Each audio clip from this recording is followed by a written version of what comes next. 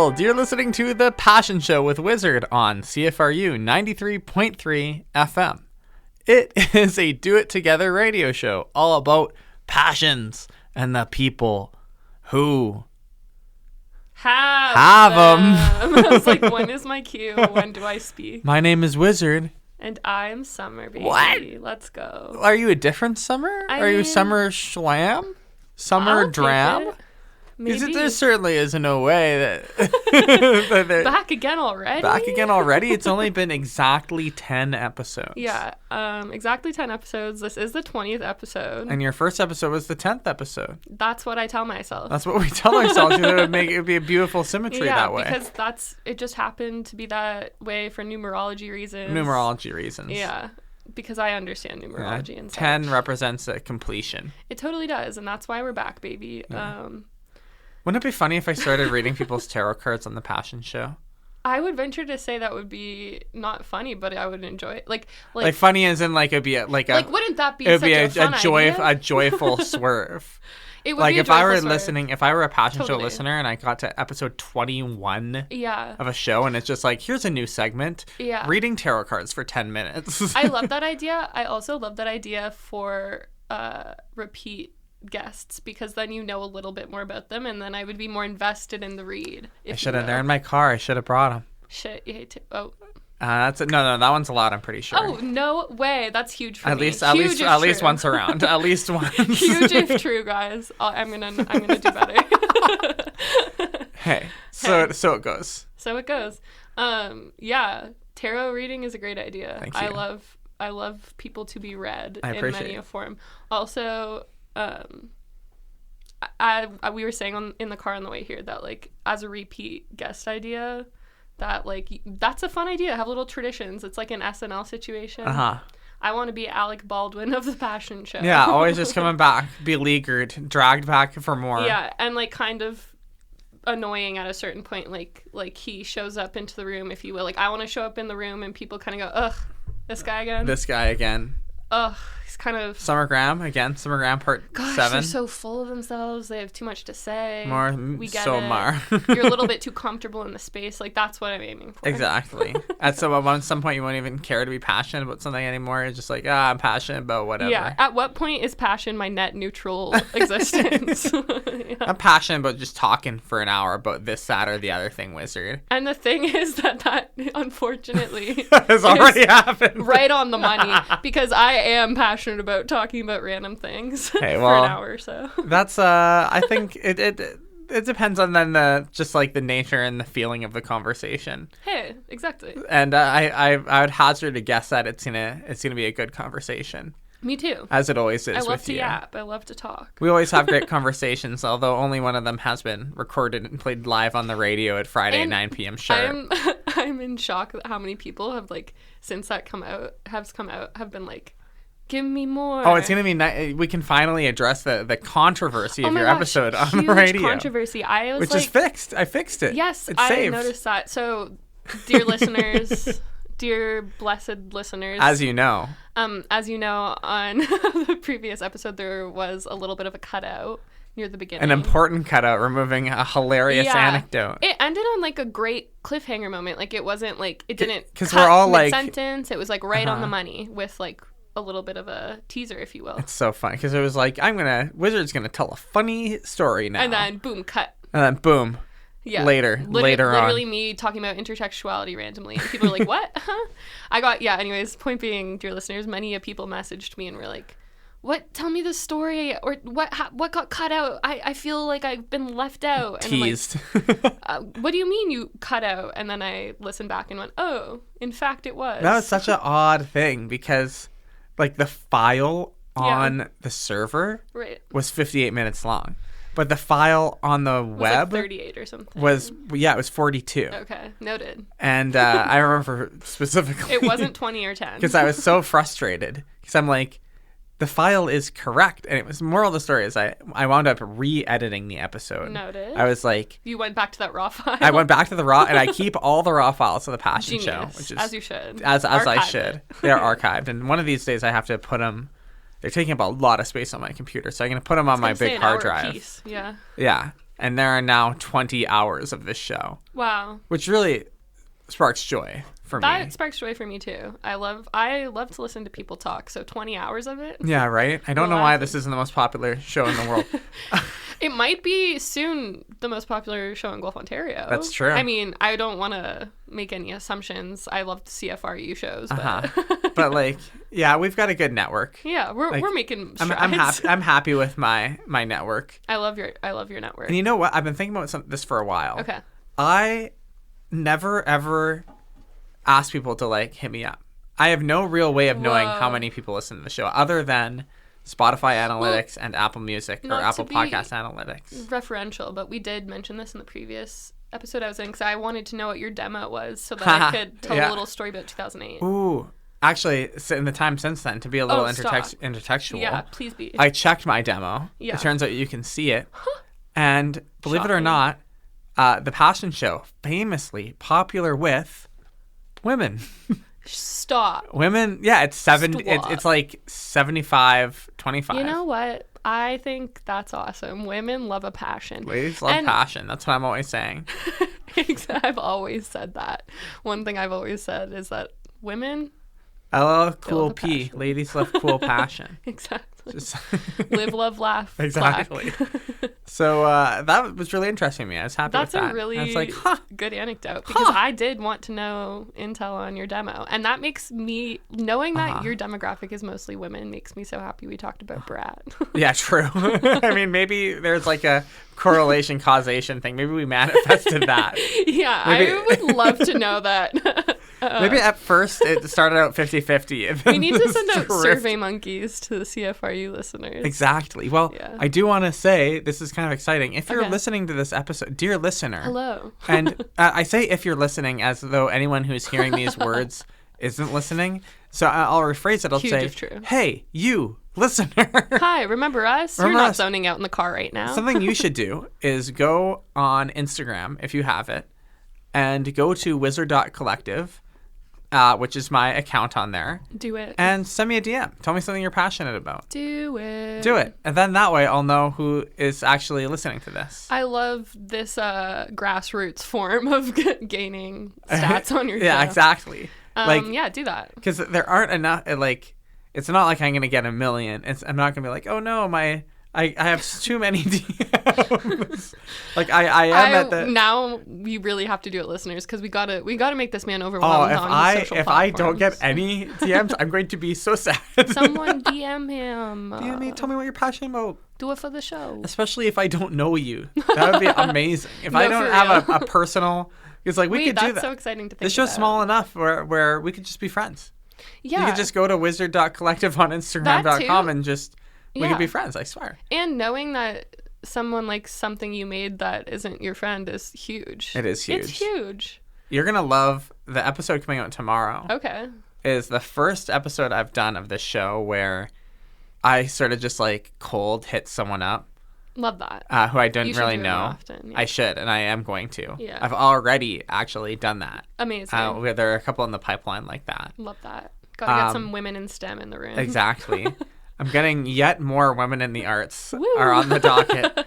Multiple of them. Hey, but if it's not broken, don't fix it. But also, women in STEAM. Women in STEAM. So that kind of counts. That does count. I love art. There's nothing wrong with the show. There's a reason that we famously call it the arts and sciences. Am I right, ladies? Exactly.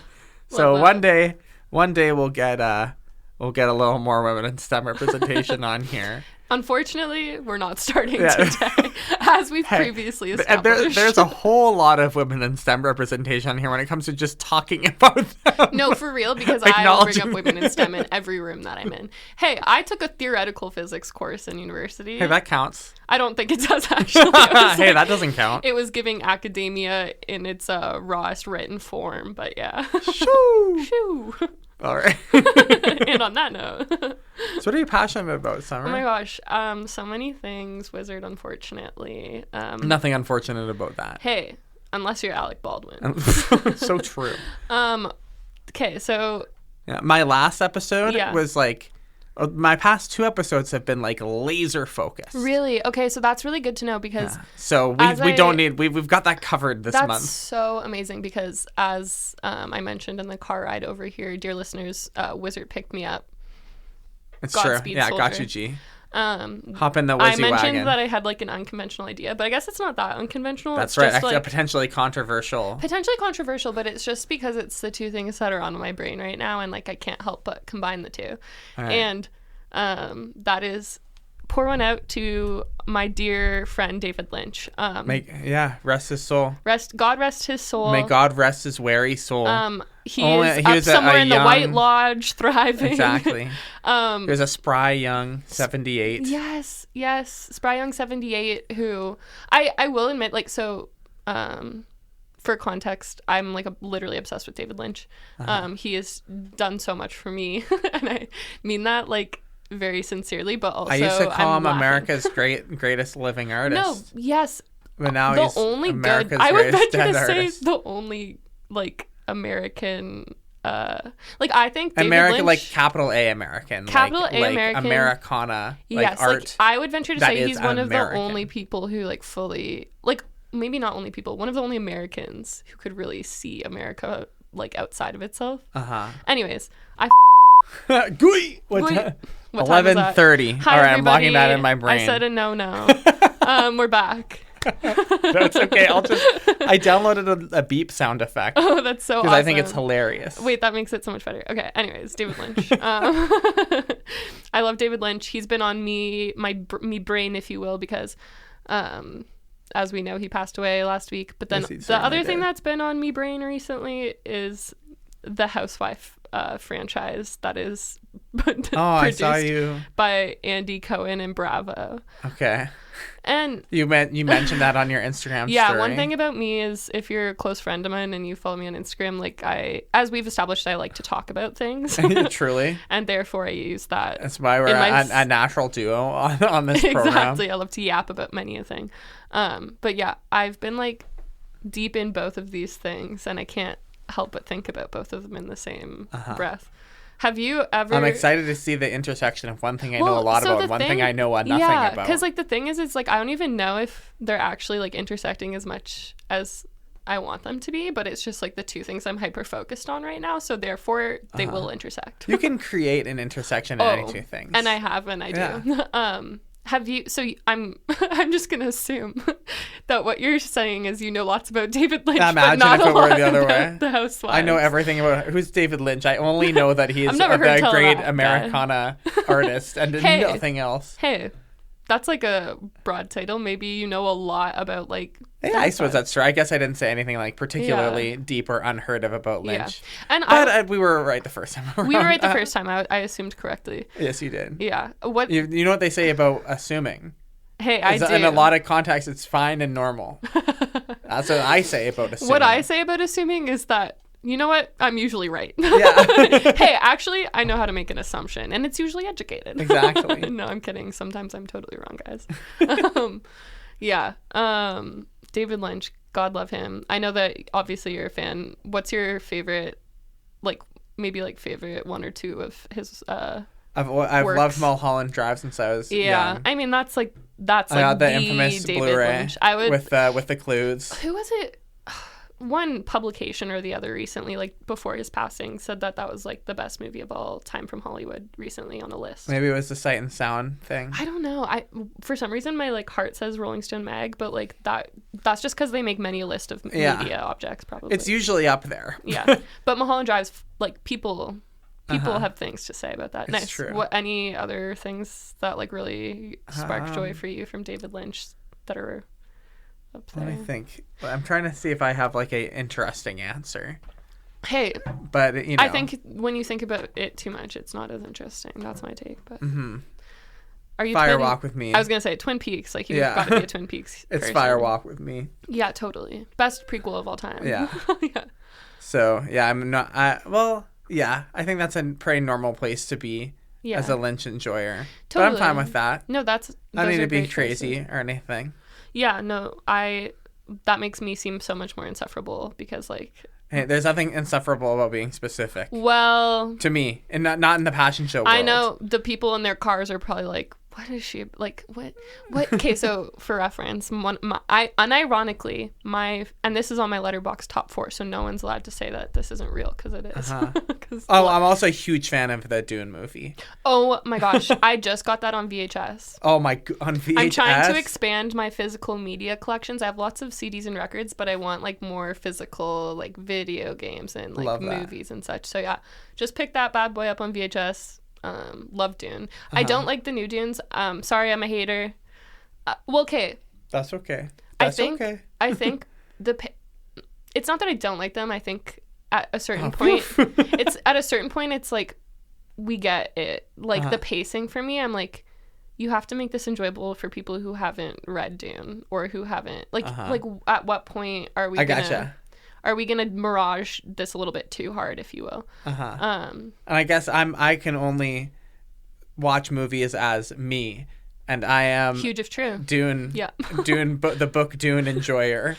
So from that angle, yes. And I'm like, oh, look, it's the book I love on the screen. And I can't bring myself to like it as much because I have seen David Lynch's Dune. And like I would venture to say masterpiece. That it is like so good. And the fact that he hated it makes me love it even more because he loved everything else he made. So thinking about the one thing that this man made that he didn't like for many a reason, there's many a controversy behind that film because like the producers or whatever got way too involved and he didn't get the final cut. And that's like famously his take on it. But he got Kyle MacLachlan out of it. He got a lot of his like. He did. He got a lot of his mainstays out of it. It's so camp. Like I would venture to say that like, a lot of his. I feel like Dune changed everything for him. It gave him a lot of money. Like it pulled off. Yeah. Dear listeners who are not aware of what Dune is, I would venture to say that Dune is David Lynch's Twilight in the way that Kristen Stewart and Robert Pattinson did Twilight. Both got to springboard and then they got so much careers. Cash Money Dollar Bills, and they went off and just did projects that they actually wanted to do. They're two of our finest living performers. They are two of the best actors in the indie scene now because they said Twilight. Yeah, now I can just do what I want and have a big house and be able to buy groceries until I'm dead. Yeah. And ironically, it wasn't that at all because it was a financial disaster at the time, but it has since made back money from its cult-like status. So. But yeah, I think that Dune is underrated. My favorite, as I was saying on my Letterboxd top 4, my favorite David Lynch movie, if you can call it that because it's a short, is his Quinoa short. Have you seen that?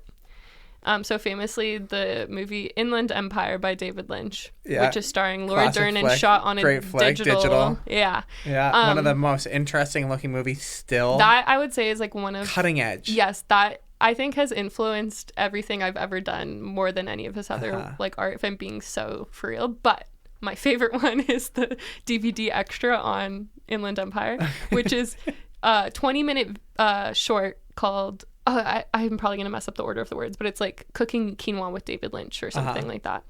And it's literally this man going through like a vlog style. I love his YouTube, vlogs. Black and white. Big, huge but fan this of was his like weather before stuff. his like YouTube channel. This was like I would say the inciting incident of David Lynch Theater YouTube channel. Fascinating. I did not know this existed. Yeah, it is also on that channel now, but it was originally a DVD extra and it's literally him making quinoa for 20 minutes, and it's in black and white. It's dramatic. It's got that jazzy Twin Peaks type of music going on. And then he goes out and sits on the porch while he's waiting for his quinoa to cook and tells a story in the most Lynchian way ever and gets all like hypo like aware and finite details and like talks about moths fluttering in light and he's like squinting and like smoking his cigarette and being all crazy. I was gonna ask you if he was smoking a cigarette. Oh yeah, he went out on the porch to smoke a cig. Pour one out. Yeah, right. Don't smoke cigarettes, guys. He couldn't walk across a room at the end of his life. Oh man. Anyways, he I quit those. I don't smoke those anymore.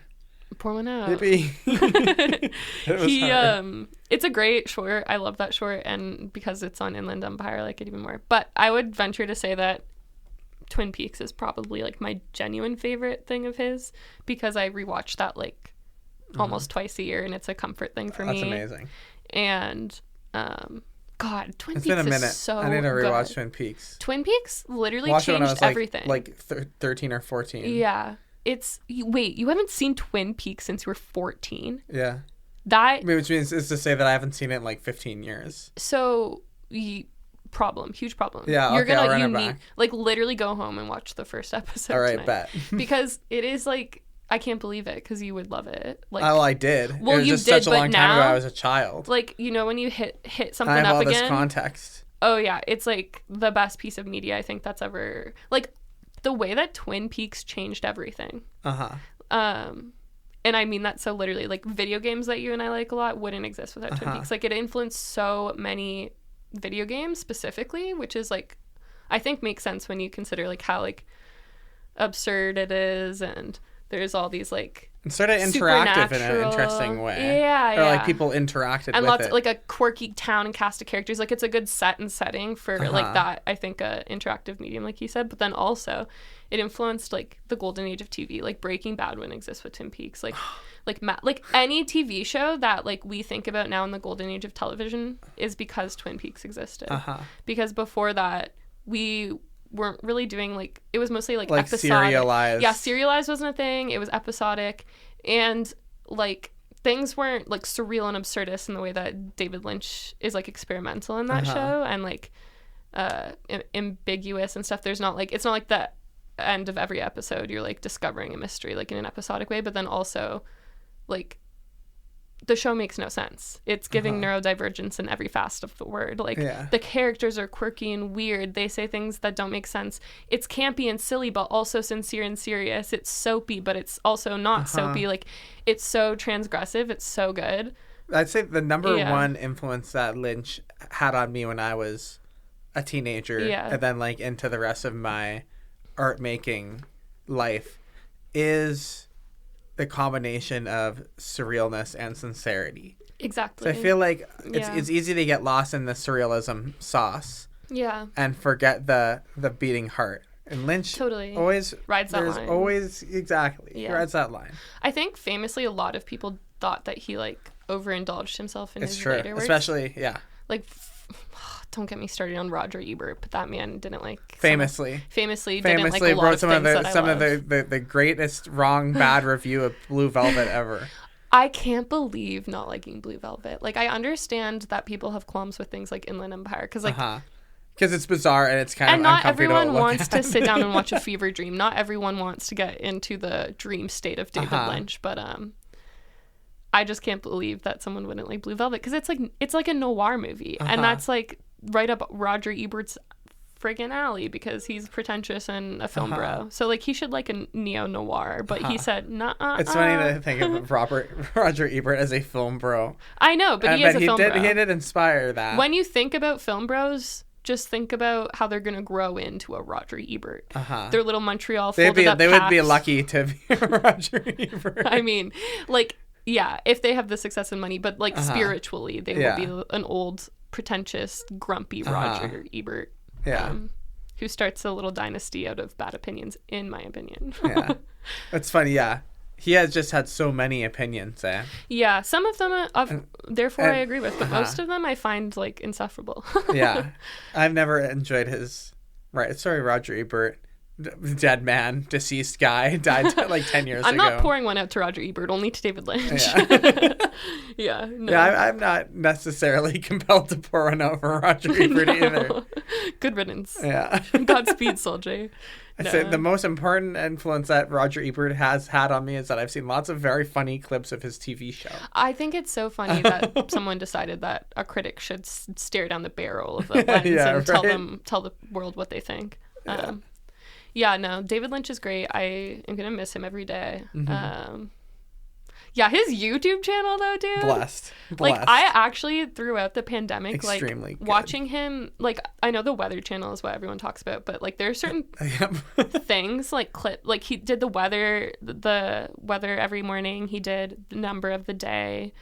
He also did this, like, series that was more short-lived, but was one of my favorite. It was, like, what I'm getting up to today or what I'm fixing. Like, actually, those are two different things, but I think they were, like, pretty aligned. Like, he had one series where he would just show himself, like, fixing something in his workshop. That sounds incredible. I need to see that. or building something, like he builds like a little wooden phone stand for his iPhone because he didn't like the plastic ones, or like he fixes his pants by like showing how he takes glue on like the holes on his knees and like puts the fabric together and then covers it in paint and goes like a step-by-step process of how he does that because he doesn't sew.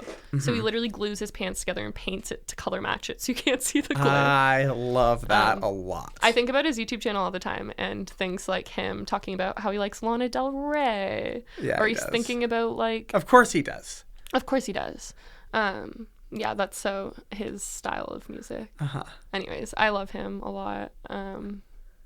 And like I feel like her like lyrics and themes line up. Yeah, no, totally. It's Americana for sure. Yeah. He definitely has a way of looking at that American underbelly, as they say. And one of our coolest looking folks ever lived. Hairline, legendary. Just amazing. He absorbed the hairlines of so many corrupt, evil directors because he was such a kind and individual, and all of his actors loved him. So he absorbed all of the hairlines of all the evil men in Hollywood. One day I hope to have hair as cool as his. Yeah. I feel like my hair will turn white like that one day. I know. I always think about if I'm going to be a white or a gray situation, but TBD. TBD, yeah. Yeah. TBA. Only time will tell, as they say. Yeah. OTWT. Exactly. Everyone's always using that acronym. Acronym everything. OTWT. Yeah. All shall be revealed in the fullness of time, as they say. I can't believe you haven't watched Twin Peaks since you're 14. Yeah, I was just a boy. You really do have to get... Dear listeners, you also have to... If you haven't watched it, like, it's time to do it. I bet. Especially the first season. Like, I think it's okay if anybody watches this show and gets to the return season, the famous return season, and isn't sure about it. But if I've heard people say that the return is like the best thing ever. See, that's because the people that I follow, that you frequent are around, dorks, would endorse such things. But like, I know many people watched the return and weren't fully into the full surrealism of it, or I've specifically heard that episode 8 is like a stone cold masterpiece. I think it makes me want to get back into I would venture to say that it is the first and only true avant-garde TV season that I've ever watched. Intriguing. I think it is like the most perfect representation of what avant-garde television can and should be. And that's the best thing about it. A lot of people don't like it because it doesn't tonally fully match the first 2 seasons that came out like decades prior. But at that time that season 1 and 2 came out, those were groundbreaking. That changed the game, as we established. That influenced so many TV shows and books and video games today. Like, literally, we're like, Twin Peaks was the formula. Before Twin Peaks, I wasn't inspired to make things, and then Twin Peaks happened in so many little nuggets of like the lore, the characters, the town, the storylines influenced so many things, and that was groundbreaking at the time. But wouldn't be in 2017. So David Lynch rubbed his little hands together, and he said, it's not going to be the same as the 90s Twin Peaks, but it's also still going to be groundbreaking television. And he did it again. He just made it more surrealist and like absurdist. And oh man, I'm excited to see this. Yeah, it's so good. And it's so good. Twin Peaks needs to be... Twin Peaks is one of those things that I think is like rightfully like put on a pedestal. I think it's worth the hype, if you will. This episode's gonna be called "Peeking at Twins" with Summer again, or reanalyzing intertextuality. With being intertextual about intertextuality. Intertextual meta-textuality. The meta narrative of analyzing intertextual. Just buzzword after buzzword. I need a verb, guys. No. Yeah, that's... So where do the housewives come into this? So that's such a good question. Okay, in university, I studied film, and I had a TA whose specialization was reality TV. And I, unfortunately, in my youth and adolescence, was kind of like pick me about reality TV. I never also was poor, so I didn't have like a lot of reality TV like cable stations, so I never really grew up watching reality TV. Wasn't a fan. Maybe saw the odd episode of like what's the wife swap? Wife swap. I've only heard of that because there's a Simpsons episode that parodies it. Yeah, of course they do. David Lynch is also in a Simpsons episode. Excellent. And famously in a lot of like Family Guy episodes. Or not Family Guy, The Cleveland Show. Oh. He's like a recurring character. See, I wouldn't have known that. That's a good lore drop for me. There you go. The circles I run in. Exactly. I forgot that there's spin-off shows for Family Guy? Yeah, I've never seen them. Neither have I. I've never watched a full episode of Family Guy. Neither have I. But Lord knows I've watched a full episode of The Simpsons. I was going to say, likewise, I've watched many Simpsons. Anywho. Yeah. So there you are. TV. In university. So there I am sort in of university. A pick-me. And my TA is studying reality TV. And I don't know if I'm allowed to say this, but also and porn. Nice. Oh, yeah, you can say that. Work. Hey, guys, I just said porn on radio. Yeah, it's not a swear word. And we're talking about intellectual... I just forget what things are considered sayable and not sayable. Right. Anyways. Hey, if we get a note... then I'll just take that on the chin. Okay. I love that for us. Yeah. You'll I'll jump say, in all front right, of that bullet. yeah, stand behind me, Summer. Which are like, when you consider it, these two mediums are like some things that like people consider trashy that they don't analyze in academic settings often. And like, I think there's a recent wave of like people trying to bring more, of an anthropological and cultural lens to things like that, but also like a media analysis lens. Anyways, that kind of opened my eyes up to be less of a pick-me about reality TV. And I don't know, recently I just started getting like on algorithms and such like clips of housewives drama, and I would see it and I would be like, wait, this looks really interesting. I would see like a clip of like a middle-aged, rich, affluent woman in a prolific American city yelling at another rich, affluent woman in an American city, and I would go, kind of want to know more actually about what they're yelling about. And I hated to admit it. And then I was like, you know what? I'm finally gonna bite the bullet. I've always seen people talk about this cultural force that is the Real Housewives of insert any American city here. And of Corpus Christi. And now international, there's like Dubai and stuff, which I only just found out about. So anyways, I started with the Real Housewives of New York City because it started during 2008. All right. And to be famous, great year for New York. Famously an amazing year in New York. And it's all of these like rich white housewives. Yeah, who have literally like, and when I say rich, I mean like the ex-wife of like JP Morgan. Whew. I mean like the ex-wife of a count in a European place. So Countess Luann de Lesseps, everybody.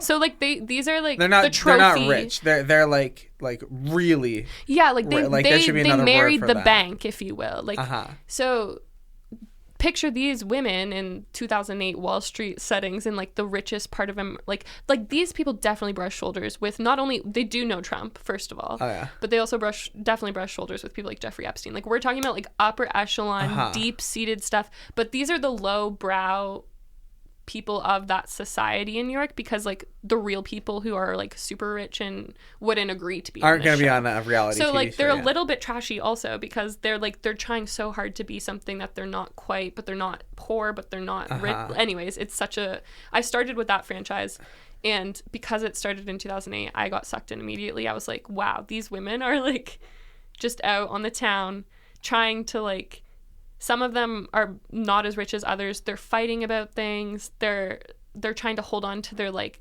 ex-husbands' pasts because like they never had their own identities. Anyways, I just like realized all of a sudden as I'm watching this that not only is it super entertaining and I'm having a fun time turning off my brain to watch it, but when I turn my brain on and watch it, equally as fun, because I feel like a little anthropologist. I'm like watching people do conflict resolution and like how to deal with like certain social situations, but then also watching like the worst people you've ever met. Like, and I mean this word like fully, like I know it's overused these days, but Karens in every sense of the word, have like people who just like expect that the world owes them everything. Yes. I mean that's like the who are just net neutral, really kind of horrible, and like that I normally wouldn't be able to witness in settings like this. And because it's like, so in reality, like when you think about reality TV, I feel like people mostly think about things like competition shows, like Survivor, American Idol, or like a chef cook-off kind of situation.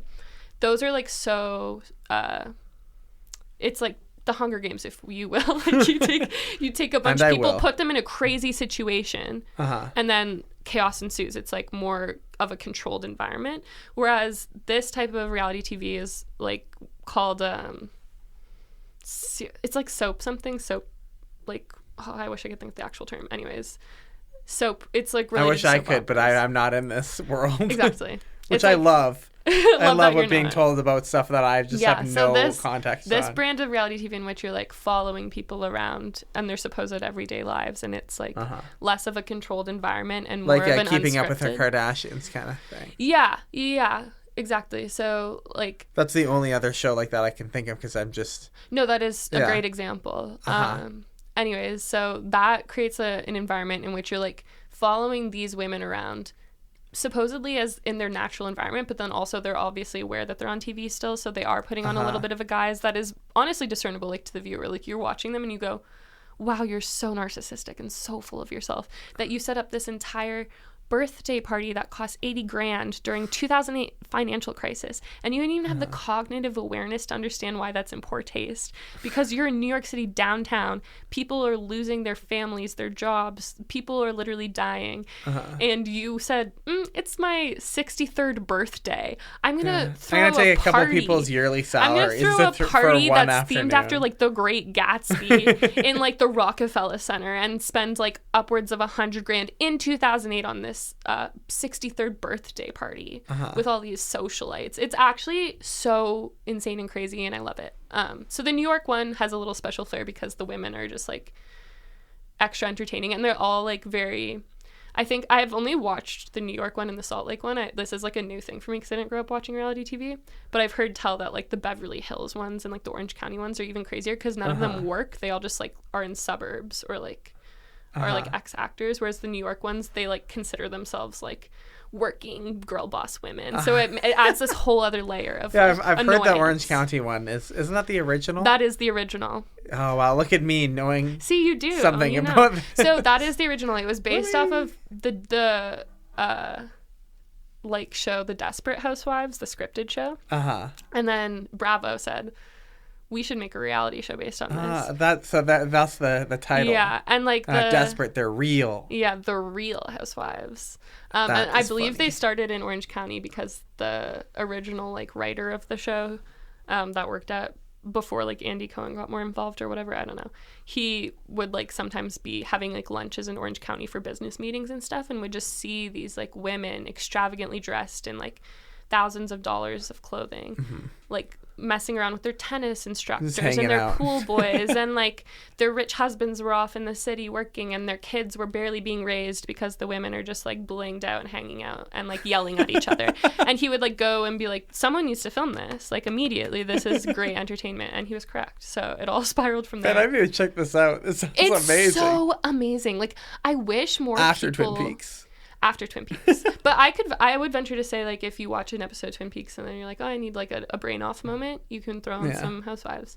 The one I'm watching right now, which I know if our demographic here, dear listeners, is mostly women. Shout out to you, mostly women, between 20 women. and 30, mostly women. Yeah. Squad. So the other thing about like that's what the fans of the fashion show are called. Exactly. That's my collective noun for them. I am one with them. I'm for the people by the people. Yo, what up? 20 to 30, mostly women. Hey, where my ladies at? One thing I like to think about since I've started watching this is that like on top of it being just like crazy, it's also like a tool, I think, for women to learn about social settings more too. Okay. Like I would venture to say that there were studies that came out that like the more reality TV you watch, the more smart you are. Interesting. But I think societally, just because of misogyny and such and the patriarchy, like we have a general net idea that like watching and indulging in reality TV shows like that, like dating shows or the Housewives or things like that, is like trivial and too girly. Certainly. And like has a certain cultural connotation that is like looked down upon. But then these studies came out that the more reality TV you watch, the smarter you are, and that the more you understand about social situations and the more intuition you have, and the more like there's all of these things that came out from these studies. But can I tell you the one reality show I've ever watched a full season of? Please. This is the only time I've ever sat down and enjoyed an entire And in fact, by watching this one season, I watched the whole entire run of the show. The show only existed for one season. I'm so excited. It was made in 2005. I venture to know I know what this is. Have I talked about this on the radio before? I don't know, but I think I recently, because I've been on my reality TV kick, I got really into early 2000s, mid 2000s reality TV. Well, I'll just rip the Band-Aid off then. It's a show called The 70s House. Okay, I haven't seen this. See, now I need to know more immediately. Okay. Phew. I thought you were talking about the famous one season show of Black and White produced by Ice Cube, in which that sounds crazy and don't great. Watch it, but also don't if you are triggered by racially insensitive white people, because it's literally, the show is a black family and a white family swap races. What? It's produced by Ice Cube the rapper. Yeah. And that's bananas. They white chicks it, if you will. And then it's crazy movie. Watch it 2 weeks ago. Exactly. But they they go in this, this is a cultural experiment, without realizing that, the show itself was actually the experiment, not the setting that they put those people in. I think a lot of people react to this content now. They should make a show about that show. They really should. It's actually insane. But anyway, sorry. The 70s. The 70s House. The best show ever. Okay. A show that I enjoyed quite a lot. Right. Basically, and it is quite an intertextual show. Because there are sort of two layers of very funny stuff going on in this show. Okay. The pitch is that it is that show. There was a popular show at the time, I forget what it's called, where they just took a bunch of young, beautiful people and put them in a house and made them a beautiful mansion. Right. And made them compete for prizes, that whole thing. Okay. The standard competition. Like Big Brother, but there was another one where it doesn't have that intense Big Brother to it. It's kind of just more about them being young and beautiful. Okay, iconic. Of and, course. That kind of thing. It was called Real World. That's what it was called. Oh yeah, that's the first big one, reality show, if you will, of the soap genre that we were talking about. Exactly. Yeah. And so they trick a bunch of people into coming onto this show, right? Saying that it's the real world, but then the house isn't a modern house. It's a 70s house. See, at what point are we just doing unbehaved? Well, I guess some people get paid, but social experiments. At what point is this the Stanford prison experiment? It is very much a Stanford 70s experiment. It's the 70s prison, right. The 70s house experiment. Okay, I'm ready. And so you have all these people on the show competing in 70s based competition to see who can be the most 70s. Wow. And you get voted off if you're not 70s enough. Wow, I need to watch this yesterday. There are PAs all over the house that at any time can play the hustle, and then they all have to drop whatever they're doing and do the hustle. Wow. The very first episode has them, the way the episodes work is there's some challenge, right, for some benefit. Okay. And then at the end of the episode, whatever two contestants are the least 70s, have to have a 70s competition. Wow, this is so subjective in my mind. It's so funny. Are there judges? Yes. Okay, I need to watch. And they bring in 70s stars. Wow. In the first episode, they play Operation. Wow. To see who is going to be kicked off the show. These are young. These are young people, young beautiful people that have no point of reference to that time period. Wow, I can't wait to watch this. It is extremely. I'm pretty sure it's all on. Yes, it is on YouTube. The whole entire show is on YouTube. Usually shows like that are all on YouTube, and that's the best kind. And so that's layer one of why it's funny. It's just that it's an inherently hilarious idea. Big props to whoever came up with it. Especially because it's so who wants to watch a show about the 70s? Only fun and cool people. That 70s show, am I right? That's true. That is true. I mean, not that I. I've never seen it. Not my style, but. But I love the 70s.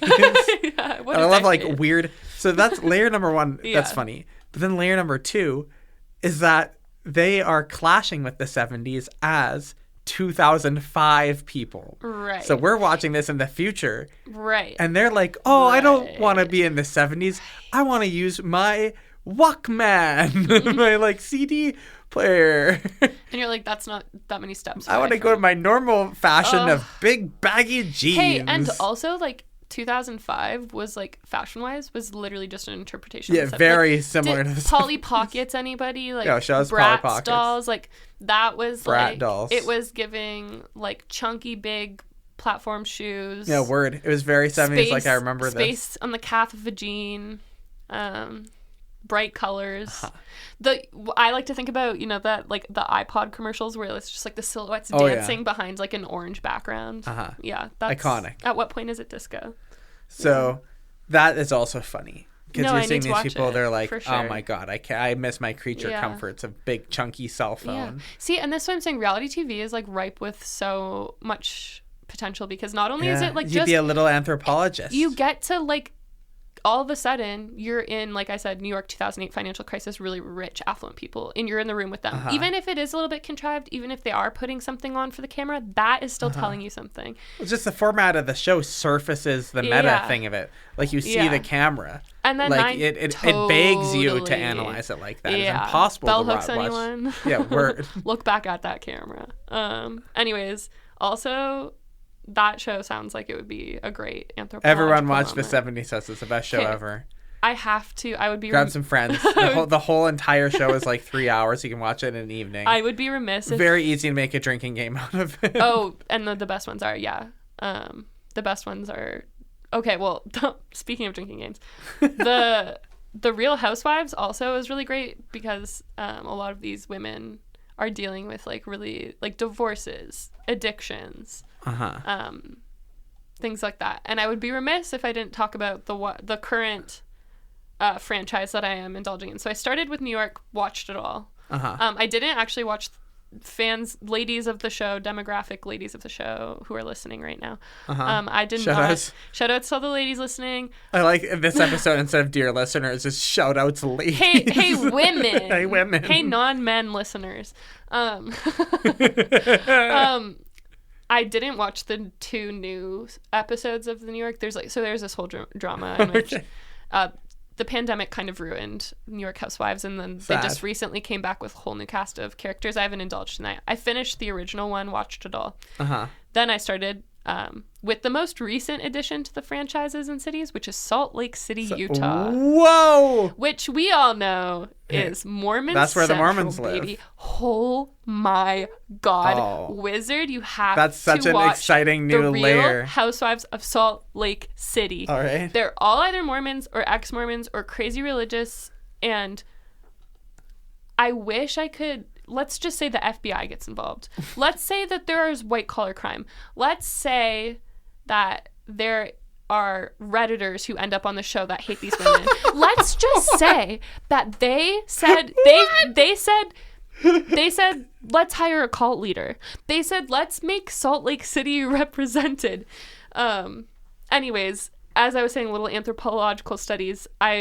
I'm learning so much about Mormonism through this show, and I can't look away. Shout out to John Smith or whatever. Oh God, yeah. I don't That's know. what I know about Mormonism. All I know is that Salt Lake City is ripe with entertainment value, and you need to. That's like I'm only on season 2, but so much has happened. All right, I'll peep.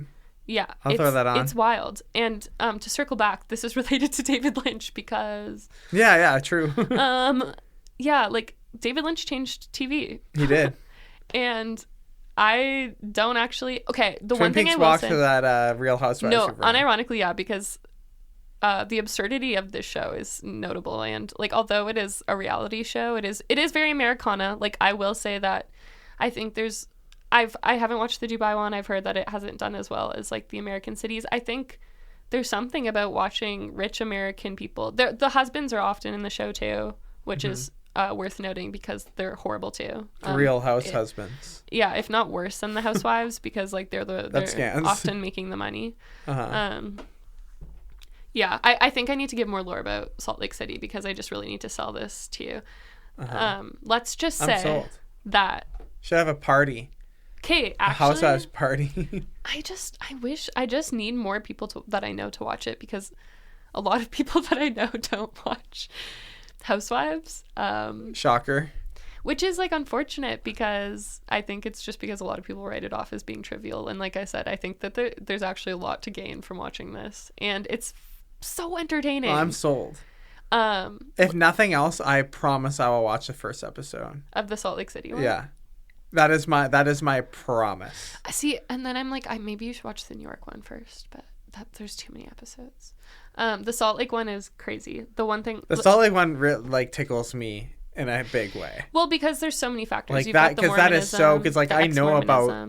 Like I know about the idea of a New York housewife.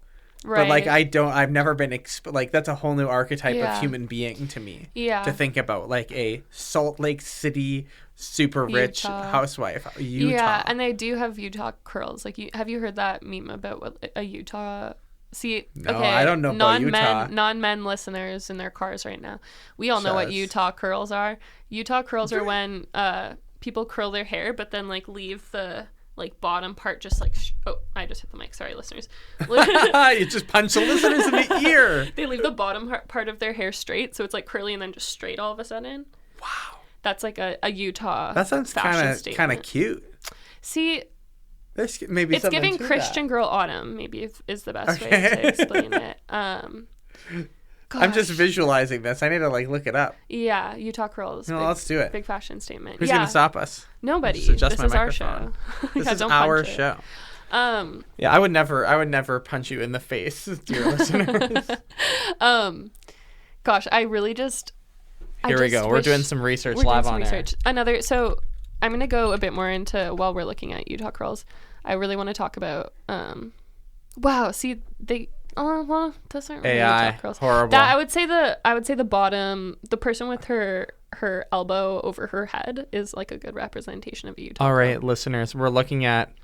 Unfortunately, this doesn't do anything for the listeners. I love when I'm listening to audio things and they describe the visual to me. There's a reason why you love the Passion Show, I suppose. Yeah, that is Utah curls. Yeah, and if you're driving your car, do not go on Google right now. Do not. But wait Utah, until you are home. What we're looking at is just about 3/4 of the hair is curled, and then the bottom half is straight, or the bottom quarter straight. It's a look, I guess. I should do that. Just I got a haircut. Yeah, but I've already seen it though. Oh, really? Yeah, Jazz Jam. That's right. Yeah. Hey, listeners, we went to Jazz Jam. Shout outs to Intertextual. Emmett. Yeah, facts. That'll Emmett, you'll be on the show one day. Real life textual. External textual. I can not just like I can forget things I've said on my radio show. I can also forget things that I have said in real life. That's so true. Huge if true. Yeah. That was that was a fun night, eh? Yeah, I love jazz. I love euchre. I love jazz. I love euchre. I love the 12-bar blues. Yeah, I love the 12-bar blues. Hey, you shouted that out like instantly. Yeah, for me it was Chicho's reaction of, "Wow, I'm actually impressed that you recognize that." And I went, "What do you think I'm a? What do you think I'm a? You think I'm not a recognizer of the dun dun dun dun dun dun dun dun?" It's iconic. I used to play that on piano when I was like 10. Exactly. I was so proud of that. Yeah. But okay. And the next Funky Jam Sandwich, that's gonna be the Passion Show meetup. If you're listening to this, love it. Go on wizard.collective and shoot me a DM about your passion about, and then come to the Funky Jam Sandwich. It's the first or second Sunday of every month. Second. The second Sunday of every month at Brothers Brewing. It's super fun. See future guest Emmett Leacock playing the drums and singing and just being the most talented guy in the world. Yeah. And you can most talented youngest man alive. Exactly. And I've always said that. And you can get up there and play your instrument too. Speaking of stages. Yeah, what were you saying? So someone that I've also been thinking a lot about recently in the Real Housewives of New York City is there's the Countess who I was talking about. Lemon de Seps is this ex-Countess who used to be married to a French Count. You know who my favorite French Count is? No, tell me. Orlok. No, he's from. I was gonna say that's a Romanian Count. Yeah. I've heard tell of him. I just saw that movie last night. You did? What did you think of? I think they gotta shave his mustache off. You don't got one of those. See, yeah. But it was I rated a strong 7 out of 10. I got what they were trying to do with. I had a fun time. If the movie was just the second half of the movie, it'd be a 9 out of 10. Yeah, I got what they were trying to do with the rebrand with Nosferatu's appearance. Like they were like, this is just a Romanian count, like rich man who was vampirized or vampire. How do you say it? Vampirized? I don't know. Sure. Re-listen to the Aveline episode, dear listeners. Yeah. And Intertextuality. But like, I want Nosferatu to look like a little pale, a weird SpongeBob. Yeah. Insert joke. Exactly. But the moment that Willem Dafoe appeared on screen, the movie immediately went up 2 points. For real, because it all of a sudden felt like I was watching Frankenstein also. Exactly. I was like, oh, okay, so now we've got... And it had momentum. An occult scientist. Please, God, suddenly the scenes were connected to one another. Yeah, suddenly... And I just loved his character. I'm like, you're so right. You're cooking. Yeah. Everyone listen. Have you seen the original Nosferatu? No. Oh, shoot. That's a blind spot for me. See, now... David, circle back to David Lynch. All right, a perfect way to bring in the final 3 minutes of this episode. Yeah, things like the original Nosferatu is like super German expressionism vibes. Gives off really good. Have you ever seen David Lynch's Eraserhead or Elephant Man? I watched the first half of Eraserhead when I was like 12 and balked at it because I was 12. Right, that's a crazy thing to try and watch at that age. Exactly. If it makes you feel any better, I was watching like The Perks of Being a Wallflower at age 12. Well, if it makes you feel any better, so was I. Anyway. Yeah, Nosferatu, the original one, is like super textbook German expressionism, and I feel like that really comes through in things like Eraserhead with David Lynch and the Frankenstein of it all, the Dracula of Frankenstein. it all. We love a good creature. The absurdist, surrealist, dream, transcendental meditation state of it all. He loves that. Lynch loves a good transcendental meditation. Frankly, I don't blame him. How much time do we have? 2 minutes. Okay. Actually, in fact, here we are. Dear listeners, it's been Nosferatu. It's been a yap sesh. It's been Nosferatu. It's been Housewives. It's been Lynch. Yeah. Everything is connected. Everything is connected. Thank you so much for listening. I hope you all follow my Instagram account so you can keep up to date on The Passion Show. Yes, I am plugging my socials now, as everyone has told me to. Everyone go follow Boy Band. Go follow Boy Band. We love Boy Band. Boys are band. And I love you, David Lynch. Bring back stopping at yellow lights. That's Twin Peaks would always say. Bring back slowing down instead of speeding up at yellow light. Take in all the little things. Get yourself a treat every day. Give yourself a little present. That's what David Lynch would want. And now the nice thing about having a returning guest is that I don't even need to say how it ends, because I can just say I'm grateful for the sun in the sky and the birds that sing. I'm grateful for a frozen river. I'm grateful for my amazing community of guests, new and repeat. Real. Grateful for radio waves. Grateful for true love. Huge of true. Grateful for just like comfy sweaters. What are you grateful for? I am grateful for autistic artists like David Lynch. One of our great autistic artists. I'm grateful for women, even when I support women's wrongs. I'm grateful for women talking and yelling at each other in a room, at a dinner table. I'm grateful for women... just like throwing cake at each other's... I'm grateful for women communicating and understanding things and wanting to know more about social interactions. That's beautiful. Even if they're yelling. Even if they're yelling. And even if they're watching the yelling and taking in social information. And I'm, as I said, grateful for Twin Peaks David Lynch, and I'm going to miss him. And I think what everyone wants to know is, would David Lynch like Wicked? And on that note, I've been Wizard. And I've been Summer. Only love will stop the killing. And I've always said that. Thank you for listening.